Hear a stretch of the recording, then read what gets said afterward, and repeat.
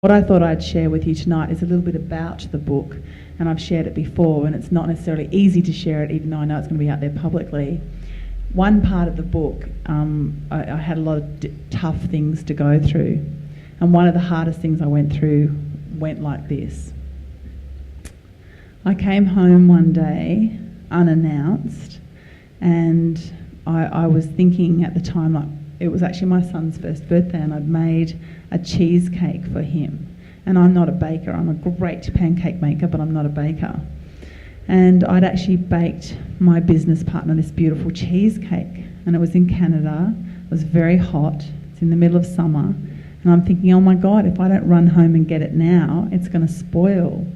So I thought, oh, I've got to run home and get that cheesecake because I'd really like to give it to my business partner. So I asked my business partner, I said, would you mind if I borrow your vehicle so I can go home and get you something for you? And she said, yeah, fine. So I took her car and I drove home to pick up this cheesecake. And as I drove home, parked the car, got out of the car, went to the front of my house, opened the door, I saw this little tiny flash of pink. And I'm like, oh my God, my husband's home, okay. So I walked in the door, and as I walked in the door, I turned the corner in the lounge room, and there in front of me was my husband in my black lacy lingerie and my pink heels. And I had to put the wife and the mother aside, and I stood there. I was like, you could pick up my jaw from the floor. And he was finishing off a job interview over the phone. And when he finished the job interview, he came over to me and he held my hands and he said, I've always wanted to be a woman. And I could have either, I thought in that moment I could destroy someone. I'm a homeopath as well, and a counsellor and a coach.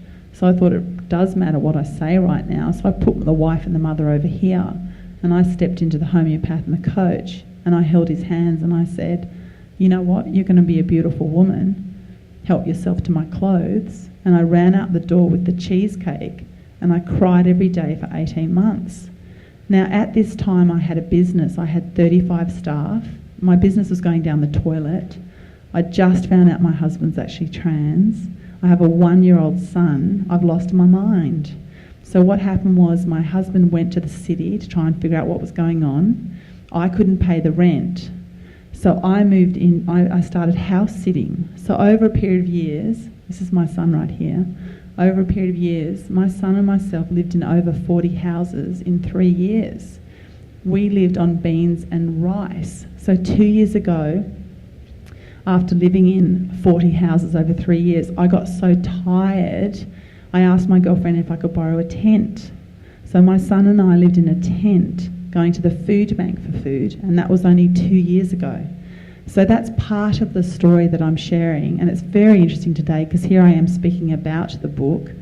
My ex-husband just called me today. He's actually had his surgery today, and today I found out through Kylie that my book's actually been accepted for distribution in Australia.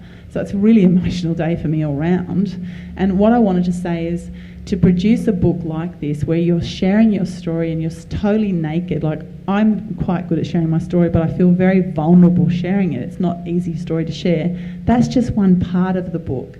So I knew when I was going to do the book, I want someone to hold my hand through this process and be there with me, because I have no idea how to write a book. I don't know how to do it.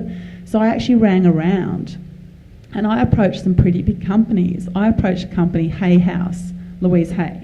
She produces some pretty big books. And I spoke to some people there, and I spoke to some other publishers as well, and I didn't think that anyone was going to hold my hand in that process where I understood what the hell they were doing and how it works and what I'm supposed to do. And then I very fortunately met Kylie.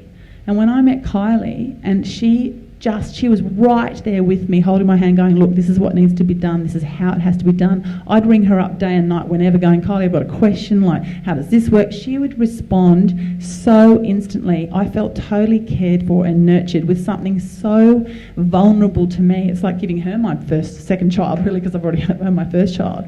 I wanted to share it with someone who would nurture and honour my space and be there every minute, and I wouldn't work with anyone else. Like, I'm so happy working with Kylie, and it's funny because now I'm actually being able to recommend her and say, people are asking me, well, who did your book? I'm like, I'll go with Kylie. It's the publishing queen or nothing. And that's the thing. If you are really serious about producing a book and you do want to have it distributed, like Kylie's helping me put it in the US market, the New Zealand market, the Australian market. We just cracked the Australian market today. I've got a lot of PR behind it and stuff like that. So I am doing all of these things because I really want to use this story to help other people. The only reason I wrote this book is to transform other people's lives, because I tell you what, it's not easy up here to stand up here and share that part of my story with you.